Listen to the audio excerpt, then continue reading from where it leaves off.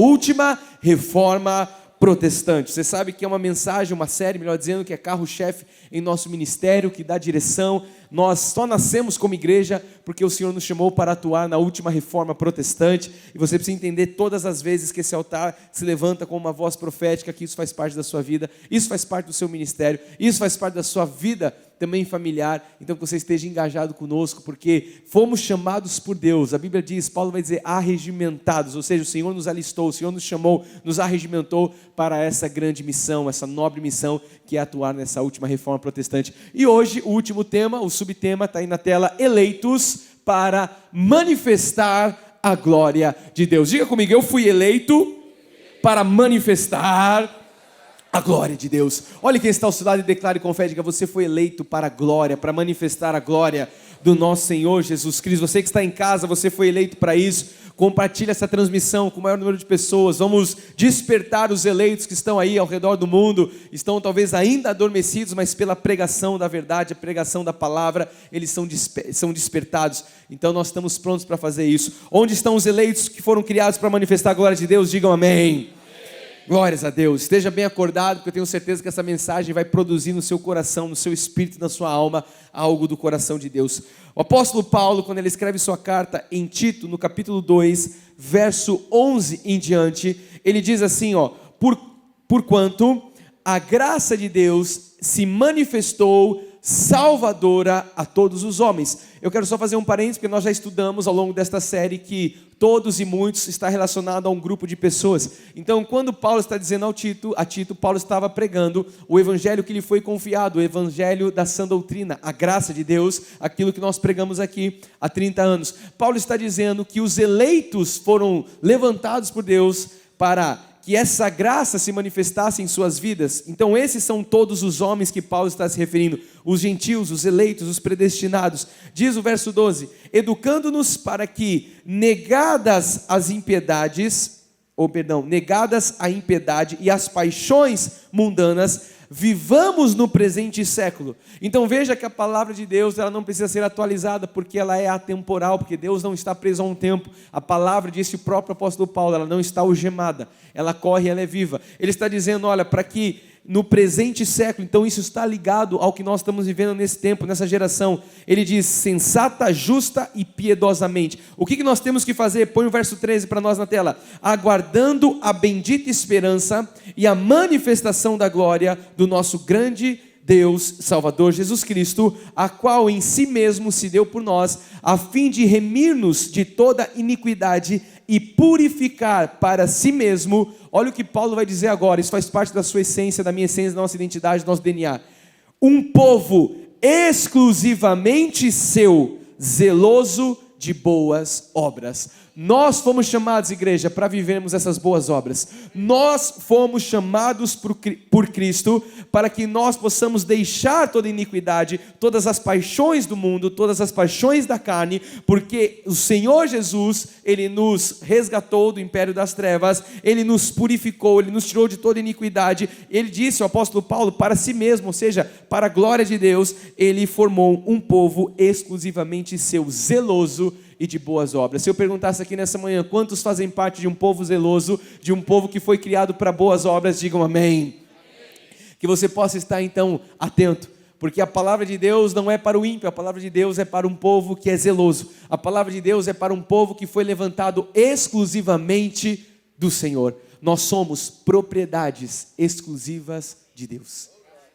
Que você possa entender que essa obra foi feita e ela é definitiva nas nossas vidas. Curve sua cabeça, nós vamos juntos falar com o nosso Deus nessa manhã. Pai, nós em total submetimento, em total, Senhor, zelo, sabemos que o Senhor nos chamou como povo exclusivamente seu. Nós agora falamos contigo, Jesus, com reverência, com gratidão.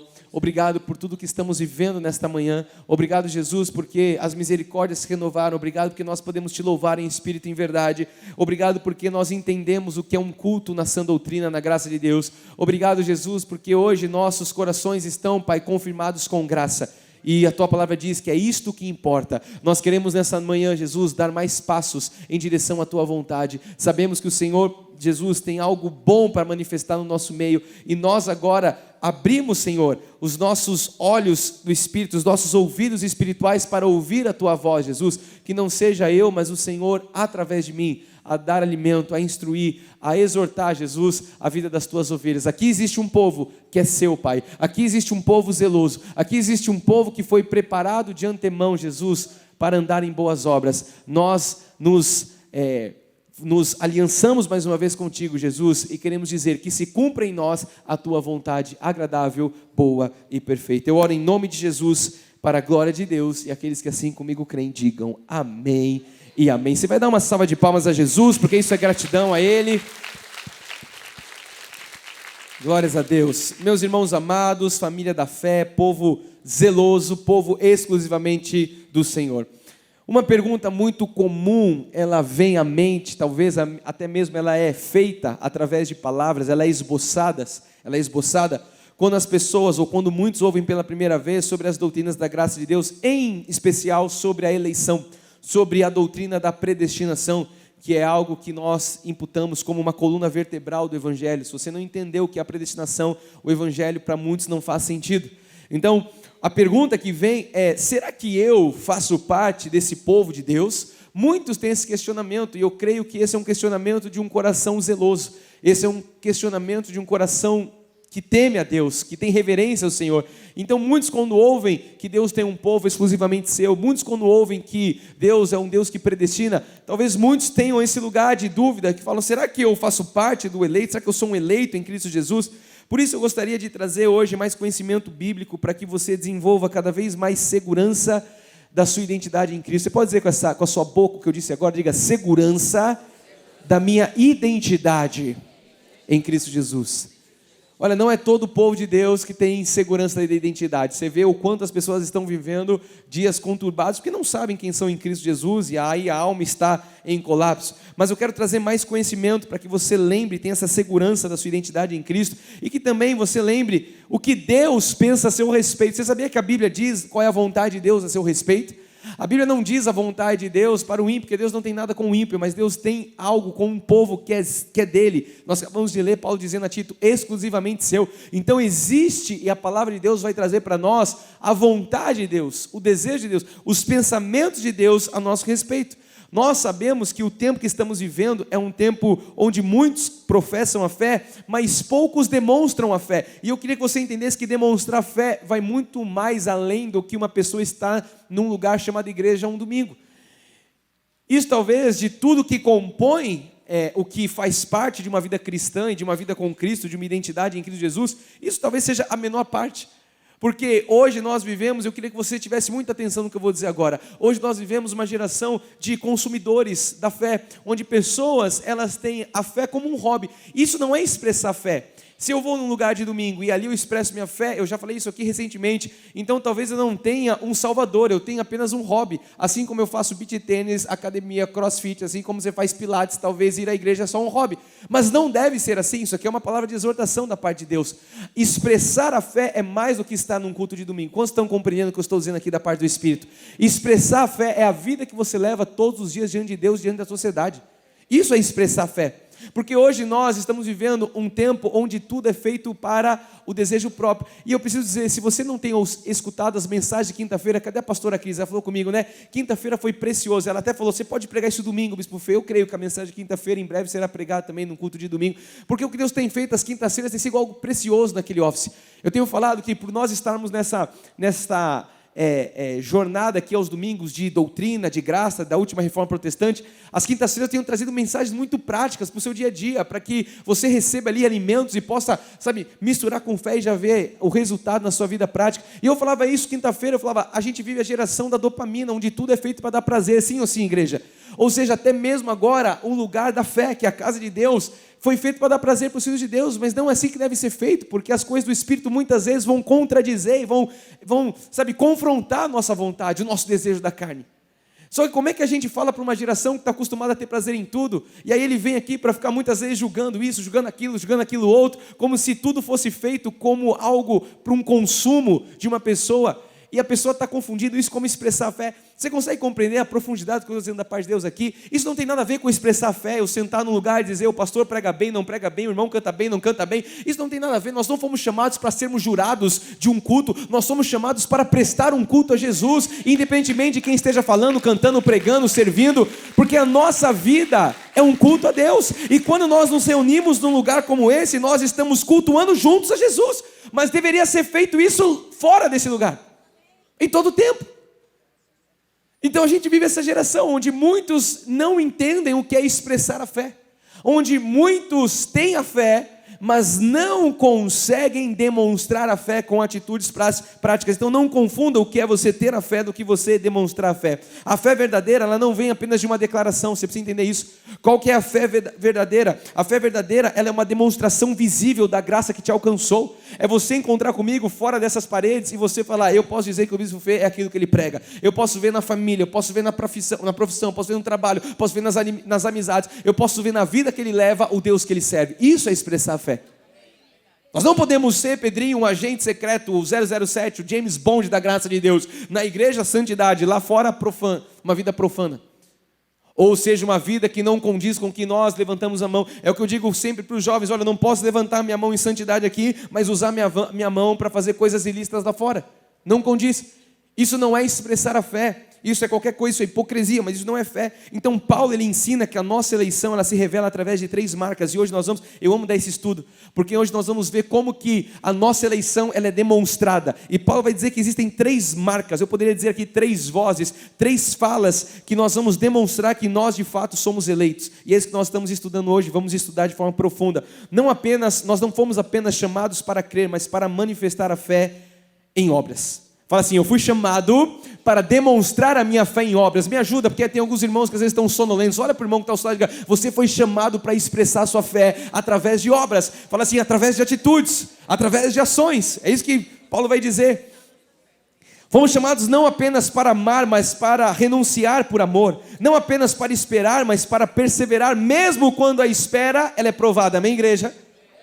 Fomos chamados para isso. Nós somos chamados para viver dessa forma como eleitos em Deus, porque o eleito não vive de aparência, ele vive de uma evidência, ele vive de uma convicção. O eleito, ele não se apoia em palavras, mas o eleito, ele se apoia em frutos. Por que Jesus disse, pelos frutos vocês conhecem a árvore? Porque o fruto, ele é essas obras, é a fé expressa. Então a sua fé, ela tem que se mover através de ações. O seu amor, ele tem que ser doado, não num silêncio, mas ele tem que ser doado com uma voz prática, com uma voz audível nessa sociedade, para que você possa ter uma esperança que resiste ao tempo. Talvez você esteja esperando algo em Deus, e você esteja aí desfalecendo. Aqueles que têm a fé, dom de Deus, esses sabem esperar, e esses são perseverantes, porque sabem que isso é uma atitude de um eleito. Então hoje, igreja, nós vamos compreender que a eleição, ela não é um título. A eleição, ela é um testemunho. Não basta eu dizer eu sou eleito em Cristo Jesus e sentar em cima disso como alguém que está sentado ou deitado num berço esplêndido esperando Jesus voltar. Isso não tem nada a ver com a nossa eleição. A nossa eleição, ela tem que ser traduzida num testemunho público, num testemunho diário. Então hoje nós vamos entender que a fé, ela salva. Mas a mesma fé que salva, sabe o que ela faz? Ela transforma. Fala com a sua boca, a fé que salva é a fé que transforma.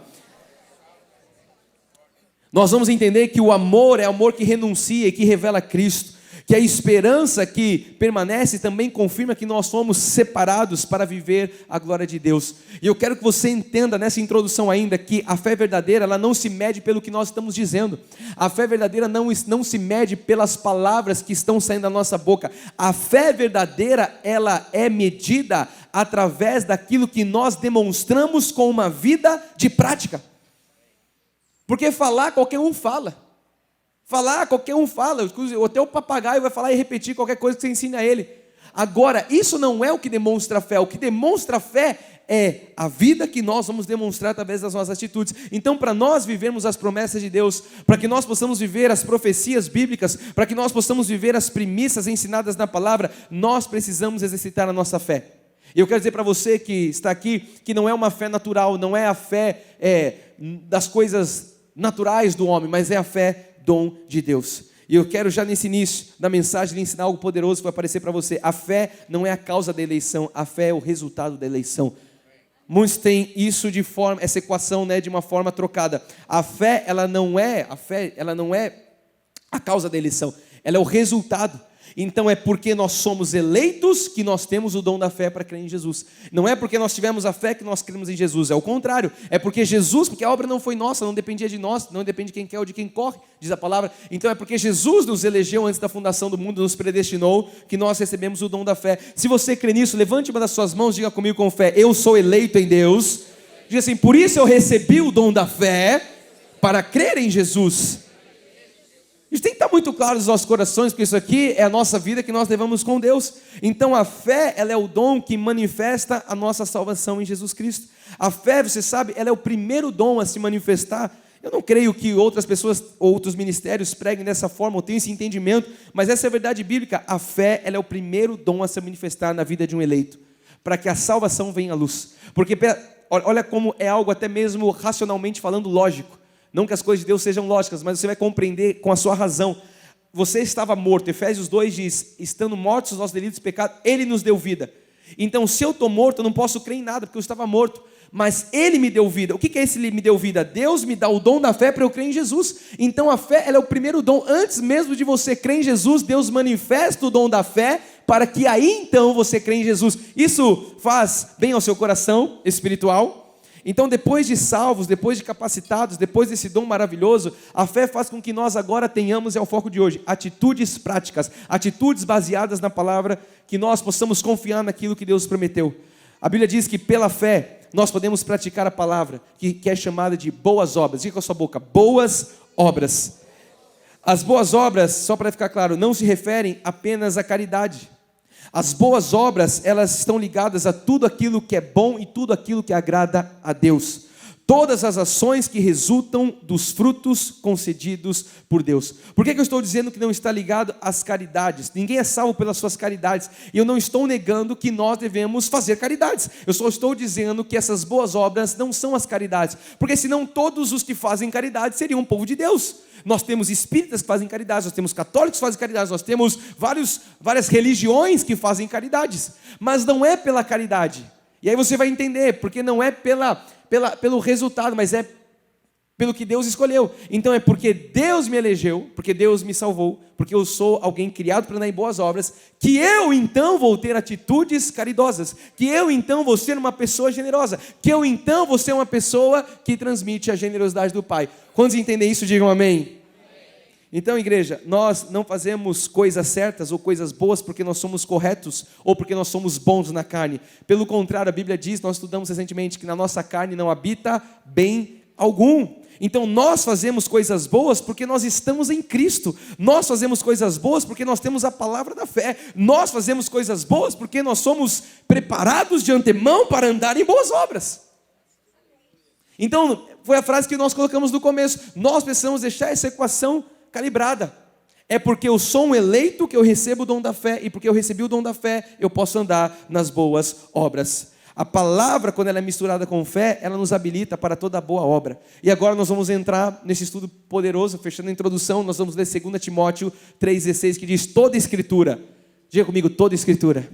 Alguns dizem que é só uma parte, mas a Bíblia diz: toda escritura é inspirada por Deus, útil para ensino. Sabe o que acontece quando você lê a palavra? Você é ensinado.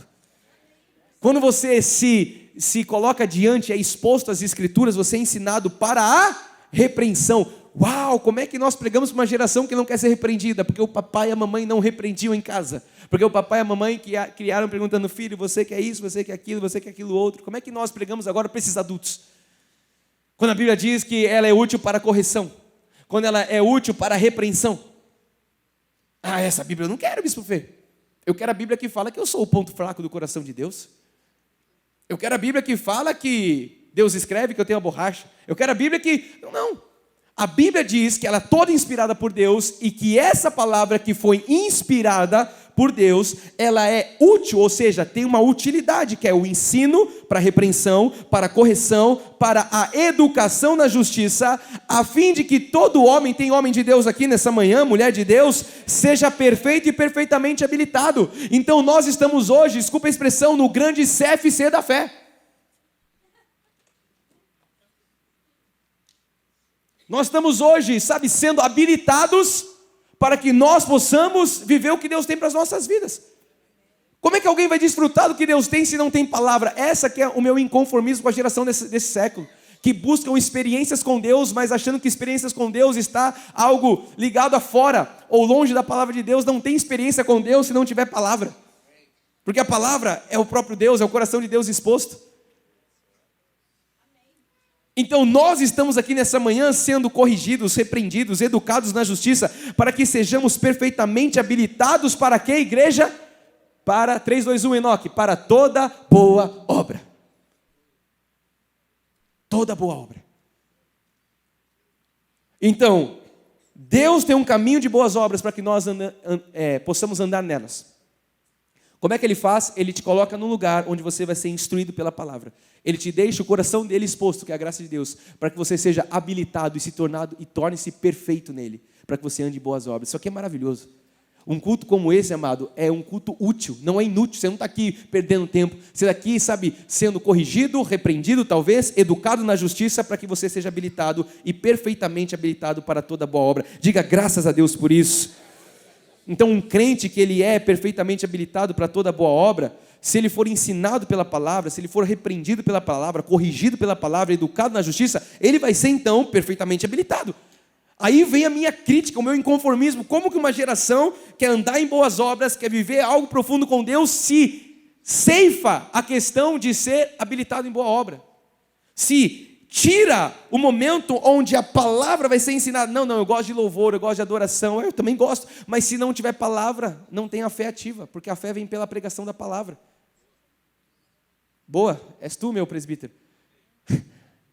Então a gente vive a geração que vai buscando as emoções, que vai buscando, mas como é que você, se você não tiver um tempo, bispo, é muito tempo de palavra, é muito tempo de, cara, é a palavra que te habilita para ser um homem. Por isso que a sociedade, e eu vou falar, os crentes estão em colapso emocional, colapso financeiro, colapso familiar. Por quê? Porque não tem tempo de palavra, porque não conhecem a palavra. O que Jesus falou certa vez? Vocês erram por não conhecerem a palavra, vocês erram porque vocês não conhecem as escrituras, nem o poder de Deus. É a geração de hoje. Acham que viver é trimelique da carne, que viver uma vida com Deus é uma emoção, é um culto de... Amado, viver uma vida com Deus é você conhecer a palavra e ela está no teu coração, inculcada na tua mente. Por isso que fala, inculca na cabeça do filho, no levantar, no sentar à mesa, ao sair da mesa, em todo o tempo, inculca, repreende na palavra, insta, quer tempo, quer fora de tempo, insta, instrui na palavra.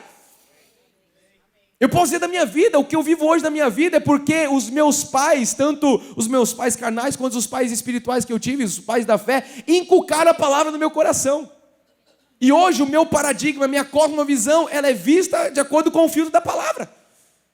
Eu não vou olhar para o mundo com outro filtro que não seja o filtro da palavra de Deus, da graça, da sã doutrina. E eu posso dizer para você que isso traz autoridade, isso traz identidade em Cristo. A pessoa pode se levantar e falar o que quiser de você, você não é soberbo, você sabe quem você é, porque você tem um propósito em Cristo Jesus. Porque você foi habilitado pela palavra. Tem homens aqui que estão dispostos a ser habilitados por essa palavra nessa geração. Você foi chamado para isso, meu querido. Nós somos chamados para sermos esses nessa geração. Então essas boas obras que nós estamos falando, para deixar claro também, não são obras sacrificiais, nem obras contidas no judaísmo, nem na lei mosaica. As obras que nós devemos andar e estar habilitados são as obras que Deus preparou de antemão para que andássemos ela. Paulo vai dizer isso em Efésios 2,10, ele diz, pois somos feitura dele, criados em Cristo Jesus para boas obras. Jesus não te criou para o mal, Jesus não te criou para ir para o inferno, Jesus não te criou para você ficar com medo do diabo, você foi criado para andar em boas obras. Isso faz parte da sua identidade em Cristo. Não tenha medo do diabo. Não tenha medo do diabo. Aquele que é mais valente amarrou o valente. Você é propriedade exclusiva de Deus, não é de Satanás. E Ele te criou para andar em boas obras, as quais Deus de antemão, antes da fundação do mundo, preparou para que andássemos nelas. Então, igreja, nós somos eleitos e predestinados desde antes da fundação do mundo. Paulo está dizendo, a nossa eleição ela é reconhecida por 3 evidências, que nós vamos ver agora, muito claras, que nós vamos estudar e que nós vamos ver que um eleito verdadeiramente, que teve um encontro com Cristo, ele vai ter essas 3 vozes, ele vai ter essas 3 evidências. E eu amo esse estudo, porque isso aqui, sabe, evidencia a nossa salvação. Olha o que diz Paulo em 1 Tessalonicenses, é o texto base de hoje. Ele vai dizer assim no verso 1 em diante: damos sempre graças a Deus por todos vós, mencionando-vos em nossas orações, e sem cessar, recordando-nos diante do nosso Deus e Pai. E agora ele vai dizer o que nós vamos mergulhar hoje: da operosidade da vossa fé, da abnegação do vosso amor e da firmeza da vossa esperança em nosso Senhor Jesus Cristo. Ele fecha no 4 dizendo: reconhecendo, irmãos amados de Deus, a vossa eleição. Então, se você entende o que Paulo está dizendo aqui, ele está falando: olha, você vai reconhecer, ou vai ser vista a sua eleição, através de 3 vertentes, através de 3 aspectos, que são visíveis, tem que ser evidenciado aqueles que são eleitos. Então, essas 3 evidências claras na vida de eleito, ela tem que ser clara na vida de um eleito, de quem? Daquele que já foi salvo, daquele que já teve um encontro com Cristo. Se eu perguntasse aqui, quantos já confessaram Jesus como seu Senhor e Salvador? Você já confessou? Diga amém. Isso aqui tem que ser visto na sua vida, o que nós vamos estudar agora. O primeiro, fala comigo, operosidade da fé. Paulo, e aqui eu gosto muito, e eu vou vou investir mais tempo nesse primeiro, porque Paulo, ele vai olhar para a causa. Eu falei sobre isso quinta-feira, porque isso aqui já estava no meu coração. Paulo, ele vai olhar para a causa da operosidade da fé, dizendo que a fé, ela opera e ela é evidenciada através da nossa eleição. Paulo está falando, ele olha para a causa, ele vai olhar para a fé. Por que eu estou falando de Paulo? Porque a gente vai traçar um paralelo com Tiago, porque muitos pregadores vão dizer que Paulo e Tiago, eles se contradizem, mas a Bíblia não se contradiz, e hoje você vai ter um estudo profundo para entender que a operosidade da nossa fé, ela é defendida tanto por Paulo quanto por Tiago. O apóstolo Tiago, ele diz que a evidência da salvação são as obras de fé. Então veja o que eu estou dizendo, Paulo está olhando para a causa, e Tiago está olhando para a consequência. O que Tiago foca? O resultado. Paulo foca a causa. Tiago foca o resultado da eleição e da salvação, ele fala através das obras. Eu quero que você veja isso, porque os dois estão falando da mesma coisa, de perspectivas diferentes. Um está olhando para o início e o outro está olhando para o fim. Olha agora Tiago dizendo no capítulo 2, verso 20. Queres, pois, ficar certo, ó homem insensato, de que a fé sem obras é inoperante? O que ele está dizendo? Olha, a fé sem frutos, ou a vida na fé sem frutos, ela não serve para nada. A fé... O que ele diz aqui? A fé sem obras é inoperante. Ou seja, não presta para nada, não tem fundamento, não opera em nada. Ele vai continuar no 21. Não foi por obras que Abraão, o nosso pai, foi justificado, quando ofereceu sobre o altar o próprio filho Isaque? Vês como a fé, leia comigo agora, a fé operava juntamente com as obras. Com efeito, o eleito está no meu coração. Com efeito, foi pelas obras que a fé se consumou. Então, o que ele está dizendo? Todo mundo conheceu a fé de Abraão porque ele teve uma demonstração prática de fé. Todos viram que ele era o pai na fé Abraão, porque viram que ele teve uma fé operosa, ele teve um resultado prático. A fé sem obras é morta. Então viram as obras e falaram: esse cara tem fé, esse homem é um homem de fé. 23, e se cumpriu as escrituras, o qual diz: ora, Abraão creu em Deus, e isso lhe foi imputado para a justiça. Abraão creu em Deus. Vamos igreja, Abraão creu em Deus, e isso lhe foi imputado por justiça. E foi chamado amigo de Deus. 24, verificais que uma pessoa é justificada por obras e não por fé somente. O que ele está dizendo? Não é a fé somente, mas também pelo resultado. Uma fé prática, algo visível aos olhos, o fruto dessa fé, e não fé somente. Onde nós estamos? No 24? Isso, então para a gente fechar aqui, quem está dizendo? Que além de crer, é preciso dar frutos da fé na vida. A salvação, ela tem que ser evidenciada. Fala comigo, a salvação precisa ser evidenciada através de frutos visíveis. É o que eu disse na introdução. Você não pode me ver pregando e depois ver lá fora frutos que sejam incongruentes com aquilo que eu falo aqui. A fé tem que ser vista não pelo que eu falo, mas pelo que eu faço. Por obras e não fé somente. Ou seja, a fé é aquilo que traz a nossa salvação, a certeza da nossa convicção. Mas isso tem que ser demonstrado. Então Tiago está olhando o resultado. Ele está falando, eu quero ver as obras, eu quero ver os frutos. É isso que Tiago está focando. Ele diz no 25, de igual modo não foi também justificada por obras a meretriz Raabe, quando lhe acolheu os emissários e os fez partir por outro caminho? 26, porque assim como o corpo sem espírito é morto, assim também a fé sem frutos, a fé sem resultado. Ele vai dizer, a fé sem obras é morta. Então o que Tiago está dizendo é que o corpo existe, mas se não tem um espírito, o corpo não serve para nada. Ele está fazendo uma analogia, ele diz, a fé também, a fé existe, mas se ela não for operosa, a fé não presta para nada. Você consegue compreender que Tiago está focando na consequência, no resultado? Isso está claro no teu coração? Ele está bom, a fé, você foi justificado pela fé. Agora, eu preciso ver as obras dessa fé. Eu quero ver os frutos dessa fé. Eu quero ver os resultados práticos dessa fé. Então, quando nós lemos o texto de Paulo, eu amo isso aqui, porque Paulo, ele vai falar da justificação. E a justificação significa declarar uma pessoa justa. Paulo está dizendo, você foi justificado mediante a fé em Cristo Jesus. O que Paulo está dizendo? Que essa pessoa é justa aos olhos de Deus. E em Tiago, que nós estamos lendo, Tiago, o que significa o justificação de Tiago? Significa vindicar. Ou seja, demonstrar que alguém é justo perante Deus e também perante os homens. Paulo está dizendo assim, justificou diante de Deus, é tornado justo, pois Deus vê o coração. O que Tiago está dizendo? Tiago está dizendo, e lembrando que Tiago também, ele era um pregador da lei, mas Tiago está dizendo, a pessoa é sim justificada, mas é preciso evidenciar agora para os homens, é preciso vindicar, é preciso que isso seja visto com sinais práticos, que ela é justificada através de obras em sua vida. Então não é que um contradiz o outro, é que um olha a causa e o outro olha a consequência. Eu estou mostrando Tiago, a gente já vai ver Paulo. Então a justificação de Abraão no sentido de Paulo, no termo de Paulo, ele ocorre antes. A justificação de Paulo ocorre no começo da história de Abraão, em Gênesis 15, 6. A justificação de Abraão no sentido de Tiago, o que Tiago vai apresentar, ocorreu depois de 30 anos. Como assim? Porque ele estava olhando a causa, ele estava falando, não, eu vi que Abraão foi justo, isso foi lhe imputado, porque eu vi a fé dele prática através das obras, através do resultado prático. Então, não somente o ato de obediência de Abraão, de crer em Jesus, mas o ato de obediência de mostrar que ele estava disposto a imolar o seu filho Isaac. Ah não, então ele creu, esse é um homem de Deus, isso foi imputado. Por quê? Porque olha onde ele chegou. Então o Tiago está dizendo assim, eu posso dizer que Abraão foi justo, porque depois de 30 anos eu vi o fruto na vida dele. Paulo está dizendo, pela fé, você já vê que ele foi justificado. Então um está olhando para a causa, um está olhando para o começo de tudo, e o outro está olhando para o resultado, para a consequência. Isso vai ficar muito claro agora quando a gente lê Paulo. Põe em Hebreus para mim, 11, 17. Ele diz agora, pela fé, veja que Paulo, a fé já vem antes. Tiago falou, não, eu quero ver se ele vai levar o filho para imolar, eu quero ver se ele vai obedecer o que Deus falou. Ah, obedeceu? Isso lhe foi imputado.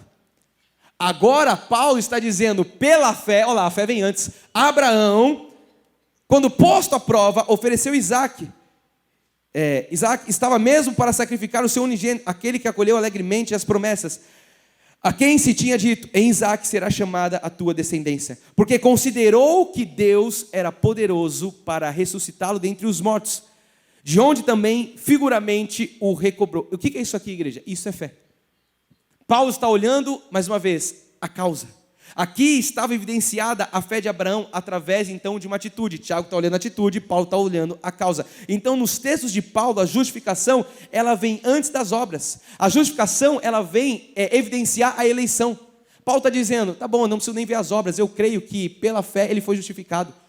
Só que Paulo também não nega que essa fé tem que ter obras práticas. Até mesmo ele está dizendo que, nós começamos a ler, ele dizendo a Tito, foi preparadas de antemão, boas obras preparadas de antemão. Então, para ficar muito claro, o Tiago, pregador da lei, ele está focando a consequência. É meio que Tomé, eu quero ver, para crer que você é salvo mesmo. Me mostre os frutos, para eu ver a sua justificação. Me mostre os frutos, para eu ver que você de fato teve um encontro com Cristo. Paulo está dizendo, olha, pela fé ele já foi justificado, porque ele era um eleito em Cristo Jesus. Isso caiu bem no seu coração, em nome de Jesus? Então eu estou investindo um tempo maior nesse primeiro ponto, porque isso aqui tem que estar muito claro, porque a Bíblia não se contradiz. Diga comigo, a Bíblia não se contradiz. Gênesis 15, 6, olha lá. Ele creu no Senhor e isso lhe foi imputado para a justiça. Então o apóstolo Paulo, ele recrimina a fé sem obras, porque ele mesmo vai dizer em Tito 1,16, no tocante a Deus, professam conhecê-lo, entretanto, o negam por suas obras. Então veja, Paulo também não está negando que você tem que ter boas obras, tipo assim, não, creu e está tudo certo, você precisa agora viver a vida que você quiser. Não. Ele está dizendo, olha, no tocante a Deus, onde que nós estamos? Professam conhecê-lo, entretanto negam pelas suas obras. Então Paulo também está dizendo que as obras, e mais uma vez, não é obra da lei, não está falando de subir no monte, vigília, batismo, nada disso. Os frutos, a operosidade da fé, as obras, eles negam com as obras. É por isso que são abomináveis, desobedientes e reprovados para toda boa obra. Aqui para você que tem os olhos, mas isso aqui tem que ser um filtro para você a partir de hoje. Não para você ficar julgando quem é e quem não é, mas pelos frutos você conhece. E o que Paulo está dizendo? Muitos dizem que são de Deus, mas pelas suas obras, eles negam a Deus. Como é que está a igreja de Cristo nessa geração, meu povo? Domingo é experiência, domingo é água, domingo é batismo, explode pipoca, vira, vai no giraia, não sei o quê. E durante a semana, uma vida totalmente desregrada, fora totalmente dos valores de Deus. Então, domingo eu vou nas águas e faço uma emoção e falo, olha, mergulhou o pecador seco, saiu molhado, porque de segunda a sexta ele vive que nem um ateu praticante. Mas no stories fica bonito, na foto fica bonito. Paulo está dizendo, a gente tem que ser bíblico, Paulo está dizendo, isso aí não presta para nada. No tocante, vocês professam conhecer a Deus, mas pelas obras vocês negam a Ele. Então a igreja de Cristo tornou essa igreja do que nós estamos lendo em Tito 1,16. Vou ler de novo, põe para mim. No tocante a Deus, professam conhecê-lo. Entretanto, o negam por suas obras. É por isso que são abomináveis, desobedientes e reprovados para toda boa obra. Então existem pessoas que vivem enganadas e vivem também enganando outros. Por isso que não basta hoje a pessoa ter uma Bíblia e ela ir de domingo na igreja, que hoje nem carregam mais a Bíblia. Mas não basta a pessoa entrar na Bíblia, na Bíblia não dá para entrar, mas entrar no culto e falar, eu sou filho de Deus, levanta a mão. Mostra os frutos. Cadê? Deixa eu ver o perdão. Deixa eu ver o amor. Deixa eu ver a operosidade da fé, a abnegação do amor. Deixa eu ver, mostra os frutos. Mostra. Então, não é porque Paulo foca na causa que Paulo também está negando os frutos. Porque ele está dizendo, olha, no tocante a Deus, vocês estão declarando, vocês professam conhecê-lo. Mas pelas obras vocês estão negando ele totalmente. Agora Tiago, legalistão, ele está falando, tá bom, você é de Deus, eu vou ver os frutos. Abraão, depois de 30 anos, quando Abraão fala, eu vou imolar Isaac, ele fala, não, ele é de Deus, porque ele foi até as últimas consequências. Eu vi a fé dele expressa numa atitude de fé, numa atitude operosa. Então nós, o que isso aqui traduz para nós, para aterrissar, para não ficar tão teológico? Você tem que viver a palavra. Esse é mais um culto onde eu te impulsiono para você ser mais perto daquilo que Deus quer que você seja. Viva a palavra. Não só quando você está na minha frente. Não só quando você está no ambiente de culto. Mas principalmente segunda-feira de manhã, segunda-feira à tarde, à noite, sexta-feira à noite, sábado à noite. Viva a palavra. Seja a palavra. Mais do que você carregar algo nas suas palavras, carregue algo nas suas posturas, na sua atitude. Uma coisa é eu dizer quem é Cristo. Outra coisa é eu entrar no ambiente e transformar o ambiente porque eu carrego a presença de Cristo. É para esse lugar que Deus está nos chamando nessa geração. Uma coisa é dizer que eu vou na igreja. Outra coisa é eu ser a igreja onde eu estou. Uma coisa é eu dizer que eu conheço da palavra, Brito. Eu conhecia Deus de ouvir falar. Outra coisa é eu caminhar com Ele todos os dias. É eu dizer como diz, agora os meus olhos te veem. Isso é outra coisa. E é para esse lugar que Deus quer que nós vivamos. Para quê? Para que nós não sejamos os legalistas da graça, minha ministra Kátia. Para que nós não sentemos em cima de tudo isso e falando, nossa, quanto conhecimento. Ok, mostra as obras agora, mostra os frutos. Esse é meu papo todo dia com a minha esposa em casa. Se não tivermos frutos práticos, não faz sentido. Se a nossa família não for uma família que exalta a glória de Deus, se o nosso casamento não for um casamento que mostre a glória de Deus, fecha a igreja. Somos hipócritas. O que é isso? Operosidade da fé. Fala comigo, operosidade da fé. Eu ainda estou no primeiro ponto. A fé, ela sempre é confirmada com boas obras. Paulo vai dizer em Tito 3,8, fiel é esta palavra e quero que, no tocante a estas coisas, faça as afirmações confiadamente para que os que têm crido em Deus sejam solícitos. Quantos têm crido em Deus aqui nessa manhã? Vamos lá, igreja de Cristo. Vamos aterrissar a palavra. Se eu sou, vamos lá, essa palavra é confiante para que os que têm crido em Deus sejam solícitos na prática de boas obras. Estas coisas são excelentes e proveitosas aos homens. Triste coisa é um povo que tem crido em Deus, mas não é solícito na prática de boas obras. Triste coisa é um povo que se diz de Deus, mas adora uma fofoca santa. Não é fofoca, Bispo Fê, é oração é informação para eu orar pelo irmão. Essa é nova, já ouvi uma dessa. Não que eu estou fofocando, eu estou trazendo para que eu vou orar pelo irmão. Sejam solícitos da prática de boas obras. Eu bati nessa questão domingo passado, né? Porque o pecado dessa geração é a fofoca. O pessoal escandaliza muito quando a pessoa adultera, trai, vai para droga. Não que isso seja fichinha, não que isso seja bom. Mas o crente coloca a fofoca debaixo do braço e joga com o regulamento, achando que tá tudo certo, passando mão no telefone, no WhatsApp, falando mal de um do outro, de cima para baixo, falando do pastor, do pai, do presidente, do filho, do chefe, de todo mundo. E achando que chega aqui, confiadamente, para os que têm crido em Deus, sejam solícitos nas práticas das boas obras. Você tem que ter práticas de boas obras. Quem crê em Deus, quem diz que crê em Deus, que recebeu Jesus como seu Senhor e Salvador, tem que ser solícito nessa prática de boas obras. O que é isso? Deve aplicar as boas obras em tudo que faz. As pessoas têm que olhar para nós e ver um manual de conduta de uma pessoa cristã. Eu não estou falando de algo religioso não, de você ser careta, nada disso. É de você ser santo e irrepreensível, em outras palavras. E olhar para você e ver as boas obras. Vamos lembrar de Raabe. Tiago falou de Raabe, mas olha a coerência dos dois pregadores. Tiago falou de Raabe e Paulo vai falar de Raabe também. Em Hebreus 11:31 ele diz: pela fé Raabe, a meretriz, não foi destruída com os desobedientes, porque acolheu com paz os espias. Então veja aí, como eu disse, a coerência dos dois, porque os dois estão citando Raabe. Tiago ressalta o quê? Você já entendeu? As obras de Raabe, por ter escondido os espias. Paulo cita a fé de Raabe, está lá, ó. Pela fé, Raabe. Então quando a gente lê o Tiago, ele fala, não, pelas obras dela, pelos frutos dela, era uma eleita. Paulo está dizendo, não, ela era uma eleita, e porque ela era uma eleita, você viu as obras dela, Tiago. Você está entendendo isso? Está bem no teu coração? Graças a Deus, pelo menos uma pessoa está entendendo, minha missão está pronta aqui, tá? Só ouvi um amém no meio da multidão. Você está ouvindo e entendendo isso em nome de Jesus, meu amado? Mateus 1:5, eu estou só no primeiro, a gente já vai avançar. Está falando de Raabe. Salmão gerou Raabe, essa aqui é a descendência, né? Raabe a Boaz, este de Ruth gerou a Obed, e Obed a Jessé, e Jessé a Davi, e quem é a raiz de Davi vai chegar onde? Jesus, em Jesus. Então Raabe é alguma coisa, tatarará, vó de Jesus. A meretriz, ela está lá. Como que Raabe entra na genealogia de Jesus? Porque ela era uma eleita.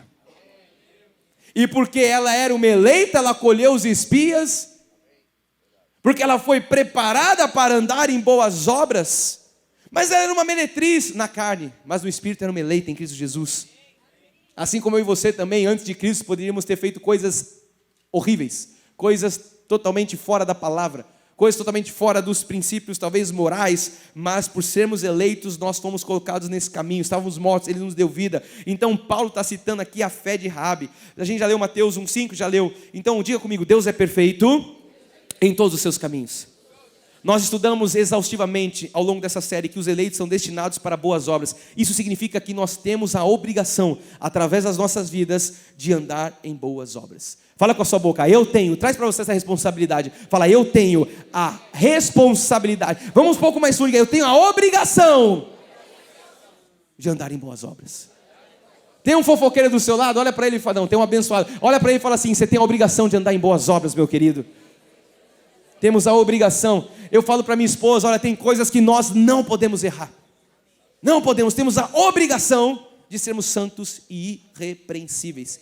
Tiago 1:25 diz assim, mas aquele que considera atentamente na lei perfeita, a lei da liberdade, e nela persevera, não sendo ouvinte negligente, mas operoso praticante, será bem-aventurado no que realizar.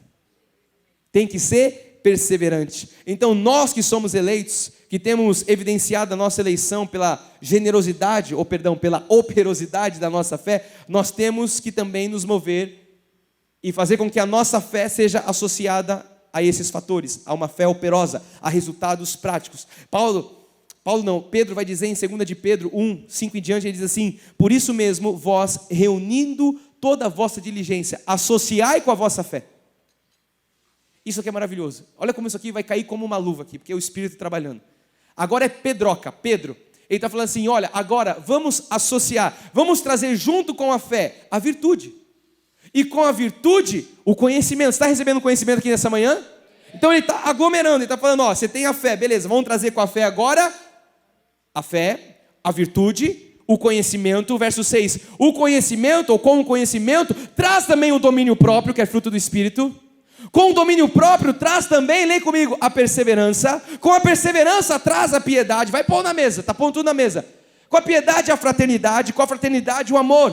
Porque estas coisas, existindo em vós, aumentando, fazem com que não sejais nem inativos, nem infrutuosos, no pleno conhecimento do nosso Senhor Jesus Cristo. Ele está falando, quando você tem tudo isso, você não é um inativo.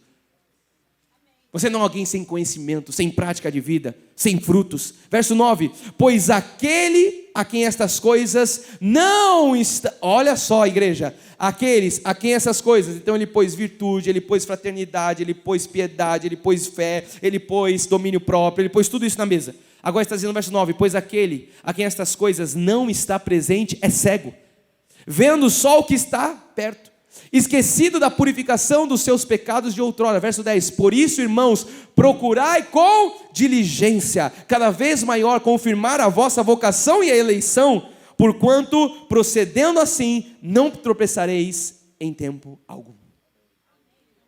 O que é isso? Frutos da fé. Não basta dizer que você é crente em Jesus. Agora mostra isso.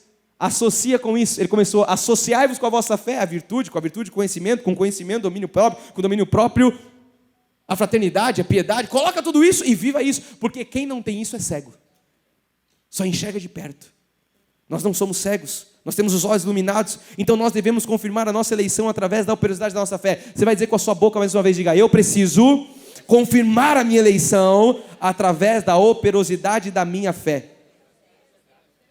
Então essa é a primeira evidência, a operosidade da nossa fé. Vamos para a segunda, eu amo esse estudo. A segunda evidência é a abnegação do amor. A gente está lendo o texto de 1 Tessalonicenses 5:8, né? Vai entrar daqui a pouco para você. O amor e a fé, eles estão diretamente ligados. Fala assim, amor e fé estão diretamente ligados. Então uma fé operosa, ela deve produzir a abnegação do amor. Ele falou, abnegação, operosidade da nossa fé, ele entra no segundo, abnegação do amor. Olha o que Paulo vai dizer, vamos ler de novo. Nós, porém, que somos do dia, sejamos sóbrios, revestindo-vos da couraça da fé, olha, associando o amor. Da couraça, da fé e do amor, e tomando o capacete, a esperança da salvação. Então Paulo está associando a fé ao amor. Então você tem a fé operosa e agora você tem a abnegação do amor. Nós vemos isso em Tito, nós vemos isso em Tessalonicenses de novo, e agora em 1 Coríntios, verso 13, ele diz assim, no capítulo 13, verso 13, agora, pois, permanecem a fé, a esperança, o amor. Estes três, porém o maior destes é o amor. Mais uma vez, Paulo associa a fé ao amor. Então a fé e a esperança são praticadas, eu gosto de dizer isso, apenas nessa vida. Por que ele vai dizer que o amor está acima disso? Porque o amor você vai praticar nessa vida e na próxima vida.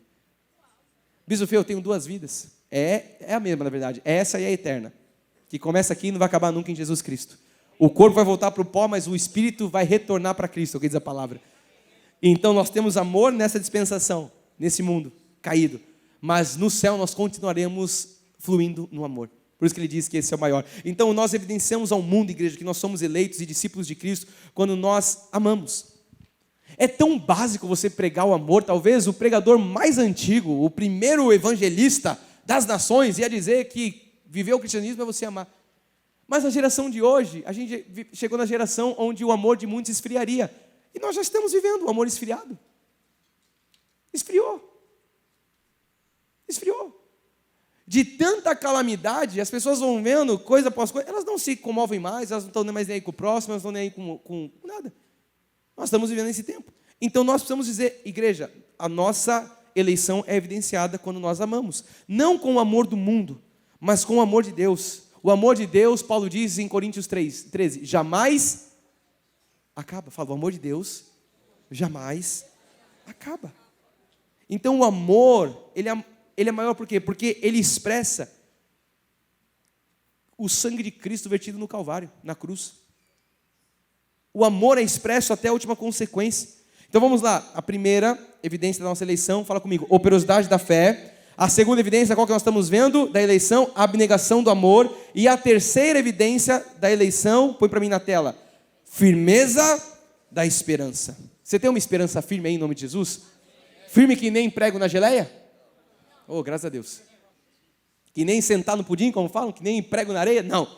Você tem que ter uma firme esperança.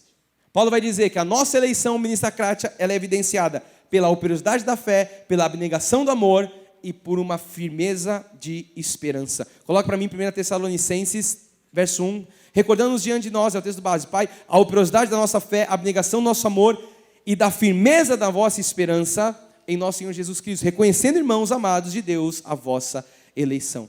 Então a gente vai começar a caminhar para o final, e eu quero dizer para você que a eleição, ela é evidenciada por esses 3 aspectos.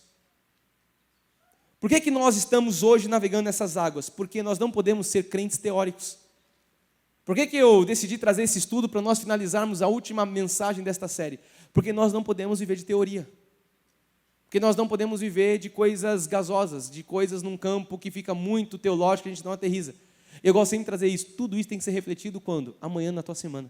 Tudo isso tem que ser refletido no teu casamento. Tudo isso tem que ser refletido na sua vida conjugal, na sua vida empresarial, profissional, nos seus relacionamentos interpessoais. Isso tem que ser traduzido de forma muito prática na sua vida. Senão a gente entra na igreja, ouve um bom sermão, aí a gente levanta a plaquinha, gostei do pregador, não gostei do pregador. Ah, o Bispo Fê brinca demais, né? Não, ele não brinca demais, ele é muito sério. Não, o Bispo Fê está muito gordo, agora ele está muito magro. Ah, o Bispo Fê está não sei o quê, agora não sei o quê. Aí a gente fica jurado. Aí você é o Carlinhos Brau, o outro é o Michel Teló, Ivan Sanga. Vocês estão virando para ver se vai aprovar quem está cantando, quem está pregando aqui, do The Voice da fé. E a gente entra no consumismo gospel, onde a gente vai lá para ver se aquilo agrada o nosso coração. Se Jesus estivesse em vida hoje, em carne, em vida ele está vivo, mas se ele estivesse encarnado entre nós, como ele cumpriu o seu ministério aos 33 anos. Se Jesus estivesse hoje, muitos dos crentes não virariam a placa para Jesus. E eu falar, esse Jesus homofóbico, esse Jesus xenofóbico, esse Jesus fundamentalista, esse Jesus separatista, esse Jesus... Se bem que quando ele cumpriu o seu ministério, alguns judeus falaram isso, né? Ele falou, vocês não são das minhas ovelhas. Vocês não me ouvem porque não são das minhas ovelhas. Vocês são do diabo, que é o vosso pai. Agora, uma coisa é Jesus falar para o povo do diabo, outra coisa triste é filhos dele não reconhecerem a voz dele. Não pode, igreja. Você tem ouvidos da fé, você tem ouvidos espirituais.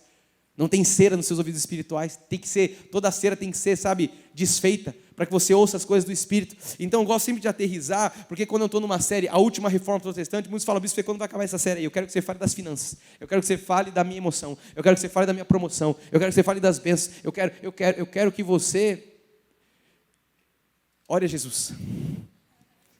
Eu quero que você se torne um crente de verdade, porque eu não estou aqui para pregar o que você quer, eu estou aqui para pregar o que você precisa. E pregar o que você precisa é o que confronta a tua carne. Se eu falar que a gente vai entrar numa série de vida financeira, a partir de novembro, a igreja vai ficar cheia. Por quê? Porque na época de Jesus, muitos seguiam ele pelo pão que ele tinha para dar. Fala aí, Beni. Você ouviu o Beni aqui? Não foi o Beni. Nem veio, eu ouvi em espírito, foi chamado aqui. Ah, eu vou lá porque no final da pregação tem pão e tem peixe. A geração de hoje é essa. Eu vou lá no final para receber a minha bênção. Se você vai numa igreja para receber a bênção, você não entendeu que você já foi abençoado com toda sorte de bênção. E a bênção é que te segue, não é você que segue a bênção.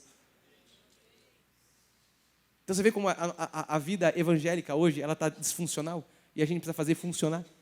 Como é que eu faço funcionar? Trazendo palavra. Não é trazendo o profeta das nações, não é trazendo o arrepio gospel, não é trazendo nada disso, é trazendo palavra. Porque a palavra, ela é útil para repreensão, para correção, para o ensino, para a educação. Ela é útil para isso. Mas o povo não quer a palavra. O povo quer a prosperidade. O povo quer a bênção. O povo quer o prazer da carne. O povo quer a sua alma saciada para falar, nossa, que culto. Nossa, Deus falou comigo. Deus fala com você só quando você recebe palavras de declaração de fé? Ou Deus fala com você quando Ele te confronta? Quando Ele fala que é uma série como essa que vai trazer para você uma vida sólida com Ele? Quando Ele fala na palavra, não pensai das coisas daqui de baixo da terra, mas lá do alto, porque as daqui são passageiras, as do alto são eternas. Pensai nas coisas do céu, disse o Senhor. Mas a gente vem para o culto buscando as coisas da terra. Ô Bispo, não dá para acabar essa série? Ela vai acabar. Mas se esse era o seu sentimento ao longo de toda essa série, eu tenho que dizer para você, talvez você precise de uma conversão legítima. Porque um verdadeiro crente, filho em Jesus, ele se deleita quando a palavra é pregada. Quando nós vamos, fundo nas Escrituras. Quando nós mergulhamos firme na Escritura. O que é isso? Nós estamos falando firmeza da esperança, igreja. Temos que perseverar até o fim, minha diaconisa. Temos que perseverar até o fim. Bispo Fê, dá um exemplo do que é ter a firmeza da esperança. Se não fosse esse altar, um altar firme de esperança, essa igreja tinha fechado as portas quando nossa mãe faleceu. Quer esperança mais frustrante do que essa? Eu falo em algumas reuniões, vou falar publicamente hoje. Quando minha mãe faleceu, talvez muitos pensaram assim, podia ter levado qualquer um dos outros bispos, mas a bispa? Se você não falou, você pensou talvez. Mas a bispa Solange, Deus, aquela que era intocável. Aí a Bíblia diz que Deus levanta as coisas loucas para confundir as sábias, né?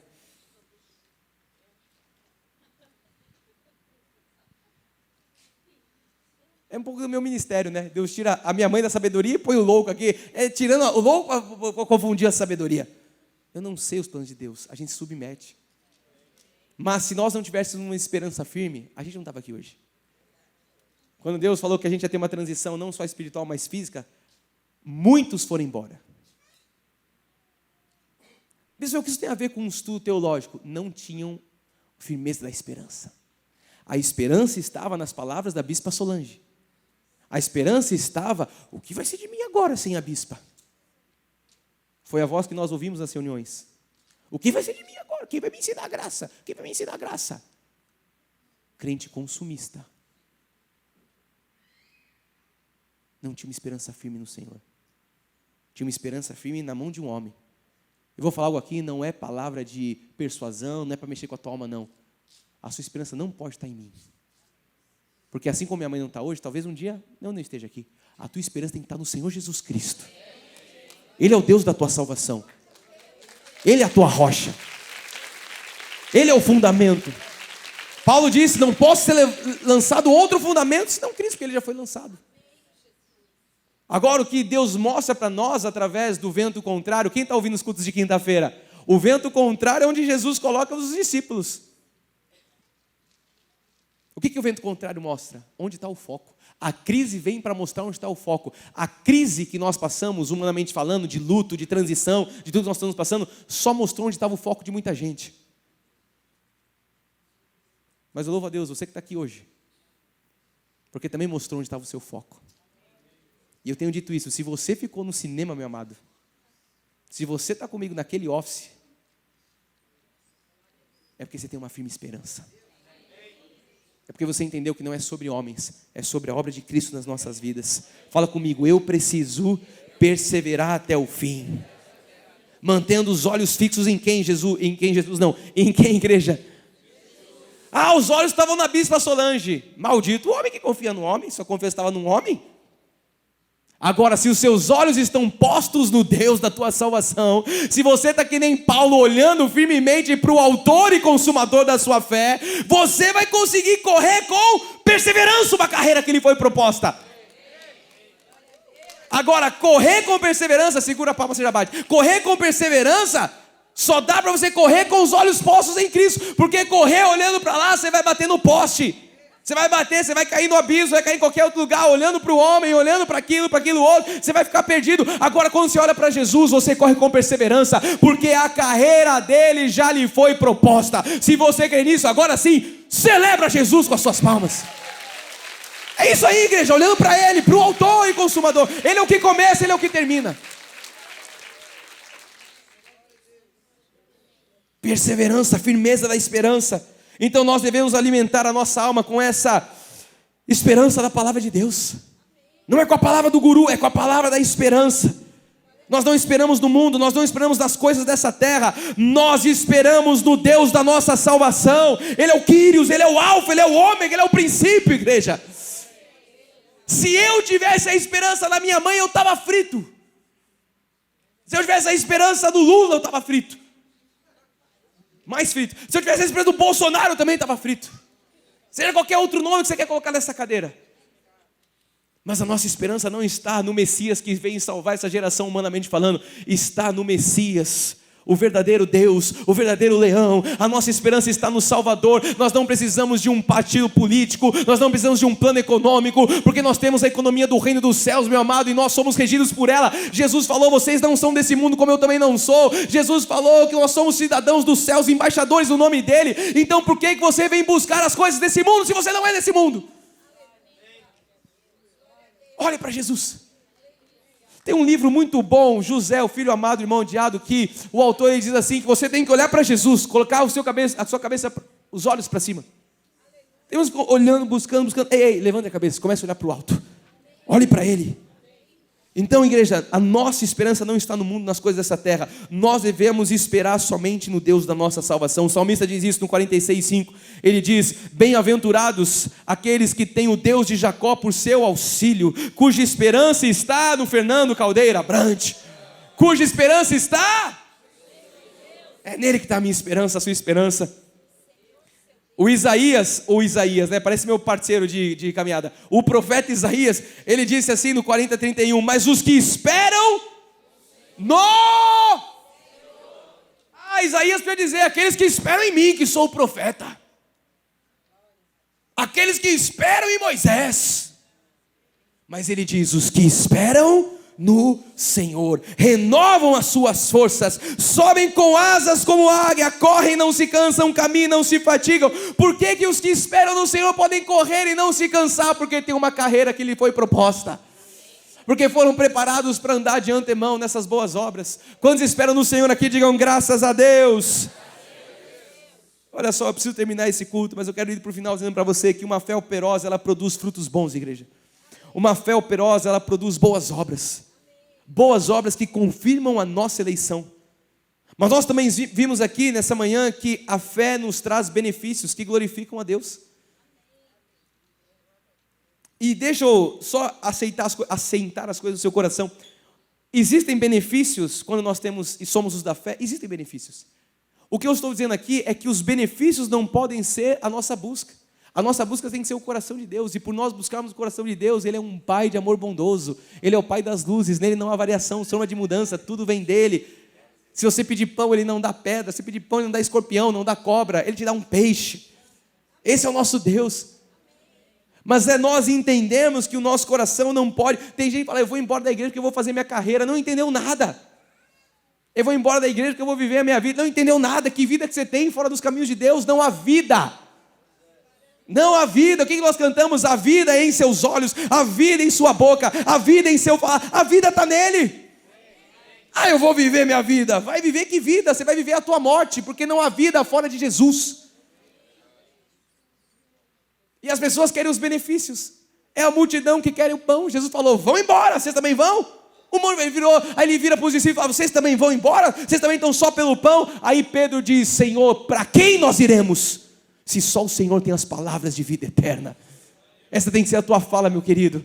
Quando alguma coisa tentar te roubar dos caminhos de Deus, quando alguma coisa tentar te tirar da igreja de Cristo, quando alguma coisa tentar te colocar, para quem nós iremos? Não há vida, há destruição, e um abismo vai chamar outro abismo, um cego vai guiar outro cego para o abismo. Você está aqui sendo guiado por uma boa palavra, uma boa doutrina, você está aqui sendo levantado, não pela mão do Fernando, mas pela mão do próprio Deus. Um culto como esse é o Deus dos exércitos te tomando pela tua mão direita, falando, ei filho, eu tenho um caminho de milagres para você, persevera, tenha uma firmeza de uma esperança.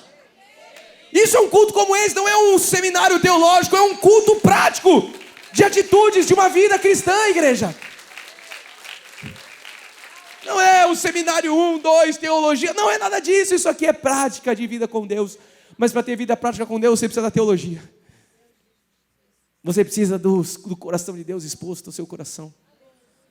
Em 2 Tessalonicenses, o apóstolo Paulo ele vai dizer assim no capítulo 2, verso 16, ora, nosso Senhor Jesus Cristo, mesmo Deus, nosso Pai, que nos amou e nos deu eterna consolação e boa esperança pela graça, consolem o vosso coração e confirmem em toda boa obra e boa palavra. O que é isso? Há um benefício de você ser filho de Deus. Há um benefício. Nosso Senhor, Ele está confirmando, Ele está consolando o seu coração. Nessa manhã, há uma boa esperança para todos nós aqui, igreja. Há um consolo, Ele está consolando os nossos corações, Ele está nos confirmando em toda boa obra e toda boa palavra. Diga graças a Deus por isso. O que nós precisamos então é viver intensamente essa palavra, colocando Deus, ou colocando em Deus a nossa esperança, colocando Deus em tudo que nós formos fazer. Eu tenho falado isso, o problema é que colocaram na cabeça do crente que culto é o que ele faz de domingo. Ele não entendeu que culto é a vida que ele leva. Colocaram na cabeça do crente que adoração é quando alguém toca o piano ou uma corda de violão. E ele não entendeu que adoração é a vida que ele leva no casamento que ele tem, na vida profissional, na sociedade. O povo adorava Jesus no passado, não tinha nem instrumento no começo de tudo. E em Gênesis já falava de uma adoração perfeita. Que adoração era aquela?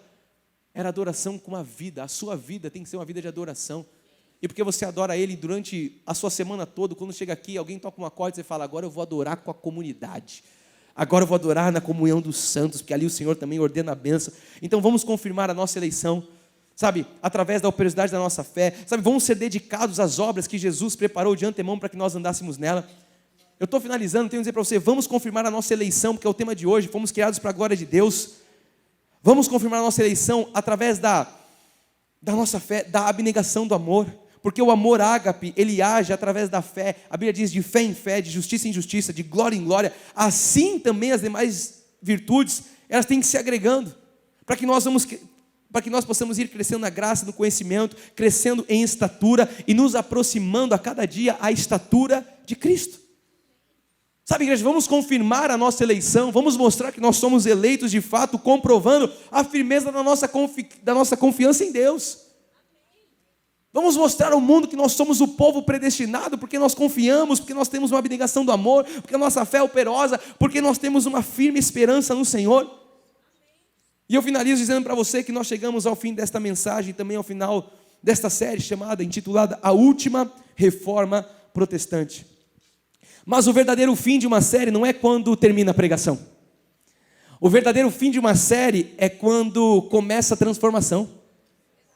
Eu acabo de pregar aqui, mas a transformação começou hoje na sua vida. Então talvez a série de forma estruturada, teológica, ela termine hoje. Mas a transformação ela está só começando na sua vida. Eu comecei essa série falando que a reforma começou em 1517. E essa reforma que começou em 1517, a reforma protestante, como nós conhecemos historicamente, porque a verdadeira reforma é Cristo na cruz. Mas a reforma, quando nós falamos de um mundo mais atual e moderno dos séculos, começou em 1517, quando um movimento histórico liderado por Martinho Lutero prega 95 teses na porta de uma catedral. Você sabe que ali Lutero, ele não pregou contra pessoas, mas contra um sistema que havia distorcido o evangelho. Ele levantou uma voz para lembrar o mundo que a salvação é dom de Deus e que a salvação não é uma conquista do homem, é a mesma voz que nós temos levantado e que outras pessoas precisam levantar. A salvação não vem de vós, é um dom de Deus, e foi isso que Lutero começou a gritar e bradar em 1517. Ele levantou uma voz para lembrar o mundo que a salvação não é algo que está no controle do homem, mas sim totalmente no controle de Deus. E hoje, igreja, séculos depois, Deus continua levantando reformadores. Tem reformadores aqui nessa manhã? Não com martelos, talvez não com teses, mas com corações rendidos à palavra. A reforma continua toda vez que alguém volta à essência do evangelho. Ela continua quando a fé se torna prática, quando o amor vence o egoísmo, quando a esperança permanece no meio das lutas. A reforma continua quando os eleitos não vivem apenas de palavras, mas de frutos. A reforma continua porque verdadeiramente, amados, nós entendemos que é de fé em fé, e sem fé é impossível agradar o Senhor. A fé confirma a eleição dos nossos corações. Eu finalizo dizendo para você, não basta conhecer a doutrina, é preciso encarnar o evangelho. Eu termino dizendo para você, não basta defender a verdade, é preciso viver a verdade. Amém, igreja? Não basta levantar a mão e dizer eu sou reformado, é preciso deixar o Espírito reformar o seu coração todos os dias. Não basta ter uma voz bonita, é preciso ter uma vida que agrade o coração de Deus. E é por isso que esta série não termina aqui, porque a reforma não acabou. Ela continua toda vez que a verdade é pregada, toda vez que um altar em linha com a palavra de Deus, do coração de Deus, se levanta para pregar a verdade do evangelho. A reforma ela continua viva. Ela vive em cada crente que não negocia a sua fé. Tem pessoas aqui que não negociam a fé. A reforma está no teu coração e no meu coração. A reforma ela continua, igreja, e ela se manifesta cada vez que você vive uma vida que te leva à cruz, que te leva à verdade da graça, que te transforma de glória em glória, de vitória em vitória. A reforma não acabou, ela vive em cada mente transformada pela palavra. E eu termino dizendo para você, porque ainda é e sempre será só a Escritura, só a graça, só a fide, só o Cristo e só o Deus glória. Que assim seja na sua vida, meu querido, porque a reforma não acabou, ela continuará hoje e eternamente, para a honra e para a glória do nosso Deus. Assim seja, em nome de Jesus. E a igreja de Cristo diga... Amém, amém. Dê uma salva de palmas a Jesus. Aleluia. Louvado seja o nome do Senhor Jesus Cristo. Você sabe que Deus não te trouxe aqui à toa. Deus não te trouxe aqui para uma experiência gospel. Deus te trouxe aqui para transformar mais uma vez o teu coração. Eu tenho dito isso, um culto como esse, amado, é para dar um reset numa vida e para começar uma nova vida. Isso é reforma. Foi por isso que homens no passado foram até as últimas consequências. Não para que você sentasse numa cadeira confortável e tivesse uma boa experiência, como eu disse, uma experiência gospel, mas para que você tivesse uma vida que seja a vida que Cristo quer que você viva. Que você entenda hoje definitivamente que Deus te chamou para você fazer a diferença nesse. Você é luzeiro do mundo. Não espere do Fernando. Eu sou só um. Eu tenho o meu chamado, eu tenho o meu propósito em Cristo, mas espere de você. Porque Paulo disse, Cristo em vós. Ele falou no coletivo, Cristo em nós, a esperança da glória. Não era Cristo em mim, mas em nós. O Pai não é de um, o Pai é de todos. O pão não é de um, o pão é nosso. Ou seja, nós estamos no Evangelho, que é algo coletivo, nós somos corpo. Então entenda que você tem uma missão nesse corpo. Não transfira para um altar a sua responsabilidade. Se levante hoje como um reformador. Se levante hoje com alguém que vai ter uma vida. Bispo Fê, eu não tenho o dom da palavra, mas você tem outros dons e outras virtudes que talvez eu não tenha. E é nesse lugar que Deus quer te usar. Entenda algo, só você tem algo que Deus colocou, que é único. Use isso para a glória dele. Nós não estaremos aqui em 30 anos se Deus não tivesse levantado pessoas que sustentam essa obra. É lógico que quem sustenta ele, mas nós não estaremos aqui como igreja, como comunidade, se não tivesse pessoas. Eu não sou o melhor intelectualmente falando, eu não sou o melhor talvez com uma mente financeira, eu não sou o melhor talvez em alguns sentidos de bastidor de igreja, mas Deus levantou pessoas melhores do que eu nessas áreas, com dons que eu não tenho, porque a obra é dele. Reforma é isso, igreja. Talvez você não seja um Lutero na teologia, mas talvez você seja um grande empresário, um grande médico, um grande advogado. Talvez você seja uma mãe extraordinária. E é aí que Deus quer te usar, para a honra e para a glória dele.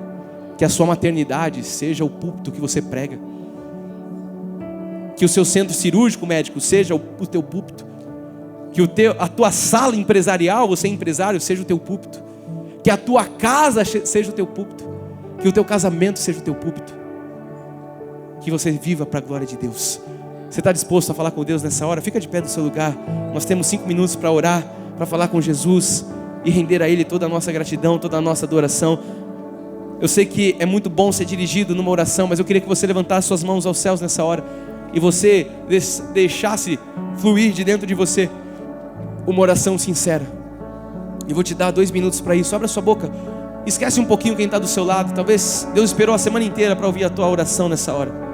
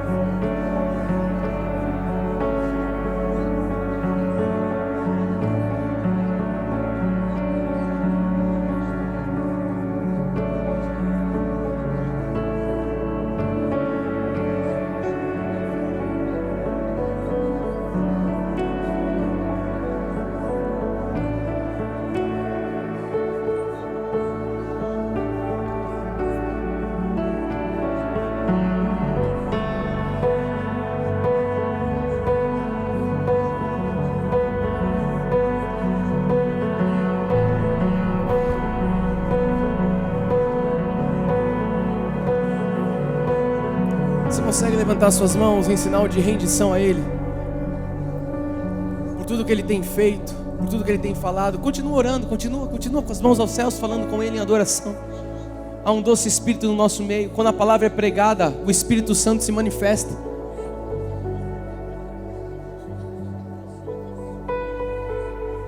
Quando a palavra é pregada, o trono de Deus se estabelece.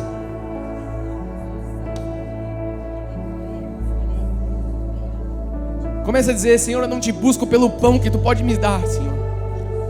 Eu não te busco, Pai, pelos peixes que o Senhor pode prover. Eu não te busco, Jesus, porque o Senhor multiplicou pães e peixes no passado. Comece a dizer: eu te busco, Pai, porque eu sou um eleito, escolhido desde antes da fundação do mundo. Diga isso a Ele, diga: obrigado, Pai, porque hoje a minha fé, ela é confirmada através de uma fé operosa. A minha eleição é confirmada através de uma fé operosa. A minha eleição é confirmada através de uma abnegação do amor. Eu deixo tudo por amor a Ti, Jesus. A minha eleição é confirmada, Pai, por uma firmeza de uma esperança, Jesus. Oh, Jesus, aqui está uma igreja, Pai, que sabe quem Tu és, Jesus. Aqui está uma igreja, Senhor, que Te adora, não por aquilo que o Senhor pode dar, mas por aquilo que Tu és, Jesus. E nós queremos terminar esse culto, Pai, Te dando toda a honra. Nós queremos terminar esse culto Te dando toda a glória. Nós queremos terminar esse culto dizendo: Tu és, Pai, Tu és tudo que temos, Jesus. Tu és tudo que somos. Oh, yaralabasarabas. Tu és, Tu és, Tu és. Tu és o fundamento, Jesus. Tu és, Jesus, o nosso Rei. Tu és, Jesus, o motivo do nosso louvor, o motivo da nossa alegria. Tu és o motivo do nosso cantar. Tu és o motivo das nossas vidas. Tu és o nosso Deus. Tu és, Jesus, aquele que tem nos apacentado com justiça, aquele que tem nos repreendido em amor. Tu és Jesus, aquele que nos instrui a cada dia. Tu és aquele que nos repreende na palavra, que nos educa na palavra. Tu és aquele que nos repreende. Oh, porque Tu és o nosso Pai de amor bondoso. As nossas mãos só a Ti se levantam. Os nossos lábios são para dizer que não há outro comparado. Não há outro comparado a Ti, ó Deus. A Ti, ó Deus. Oh, obrigado pelo Teu amor. Obrigado pelo Teu favor. Obrigado porque adoramos o que vive, adoramos o que reina. Sabemos quem Tu és. Oh, não de ouvir falar, não da tradição, mas conhecemos a Ti, ó Deus. Andamos contigo, ó Deus.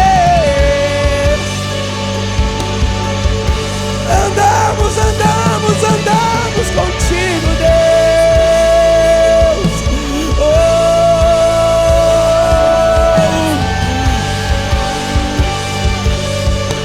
Oh, Jesus, Tu estás entronizado. Verdadeiramente Tu estás entronizado em nosso meio.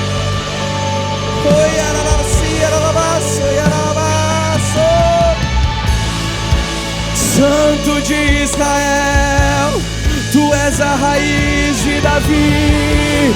Tu és o Alfa, o Ômega. Tu és o Deus da nossa salvação.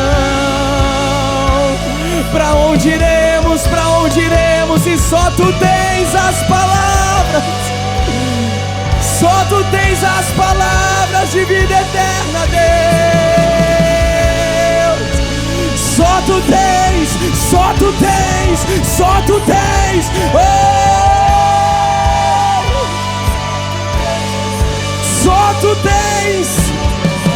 Tu és o caminho, Tu és a verdade, Tu és a vida, Deus. Jesus. Oh! Oh, nos lançamos inteiramente em Ti, Deus. Nos prostramos inteiramente a Ti, ó Deus. Oh, Jesus, que tu cresças no nosso meio, que tu cresças em nosso meio, que tu cresças, oh, que nós diminuamos para ti, Jesus.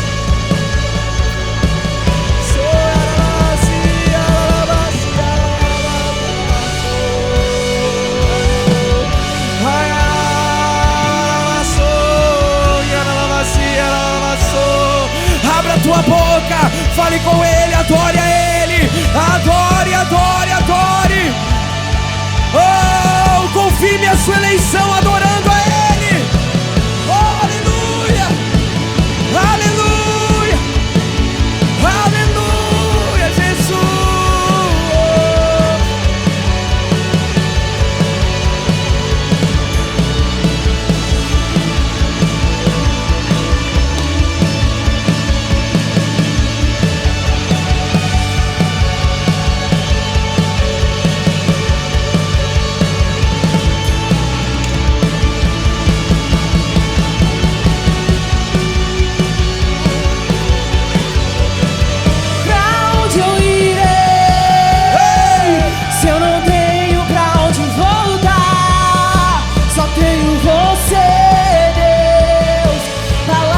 De vida eterna, pra onde eu irei? Se eu não tenho pra onde voltar, Eu só tenho você, Deus. Palavras de vida eterna, pra onde eu irei? Se eu não tenho pra onde voltar, eu só tenho você. Oh, palavras pra onde, pra onde?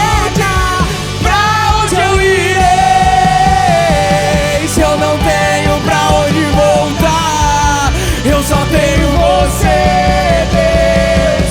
Palavras de vida eterna, pra onde eu irei?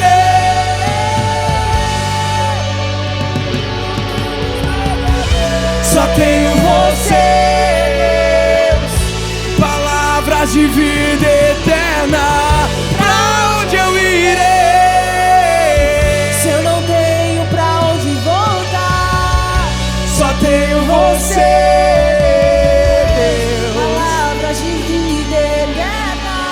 Pra onde eu irei? Se eu não tenho pra onde voltar, só tenho você, Deus. Palavras de vida eterna, pra onde eu irei? se eu não tenho pra onde voltar, só tenho você, Deus. Palavras de vida eterna. Eu sou totalmente, totalmente teu, Jesus. Oh, Jesus, nós somos separados para ti. Fomos escolhidos por ti, ó Deus. Oh, Jesus. Nós fomos pelo teu amor, Jesus. Pelo teu amor, Jesus. Eu sou totalmente teu. Fui contemplado em ser um com você, ser um com você. Levante suas mãos e diga isso: eu sou. Nós estamos terminando esse culto, amados. Termine adorando a Ele. De teu fui contemplado em ser um com você, ser um. Eu sou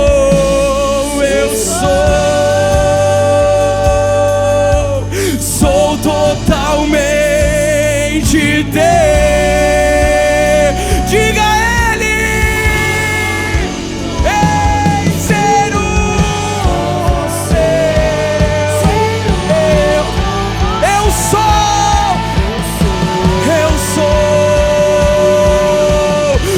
totalmente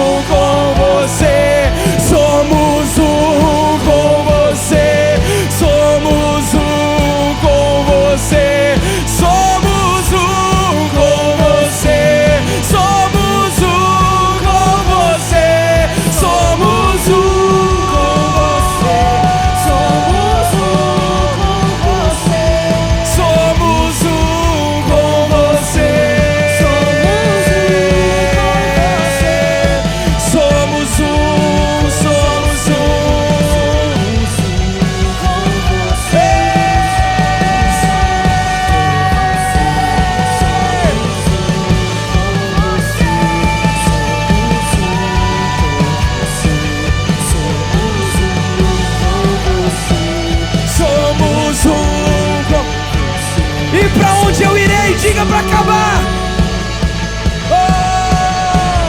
Pra onde eu irei se eu não tenho pra onde voltar?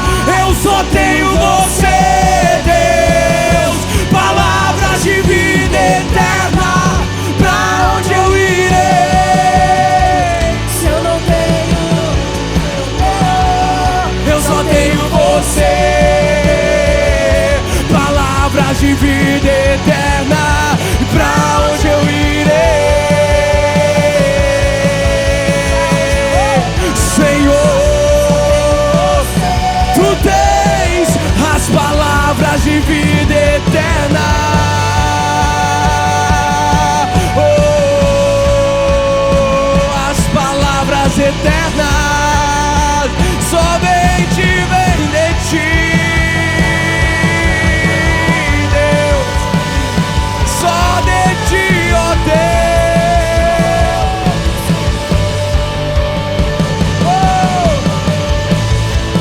Quantos creem que Deus tem palavras de vida eterna? Digam glórias a Deus. Amados, isso é um culto a Jesus. Eu quero despedir você debaixo dessa ambiência profética, dessa ambiência do Espírito. Eu quero declarar que você vai ver os sinais acompanhando a sua vida.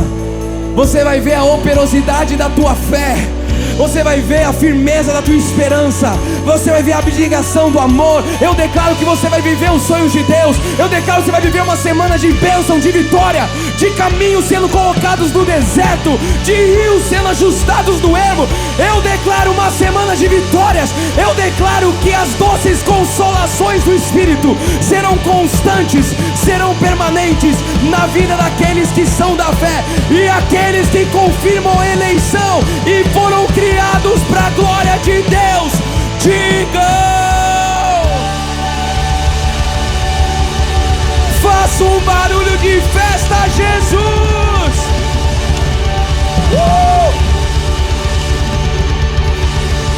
Aleluia,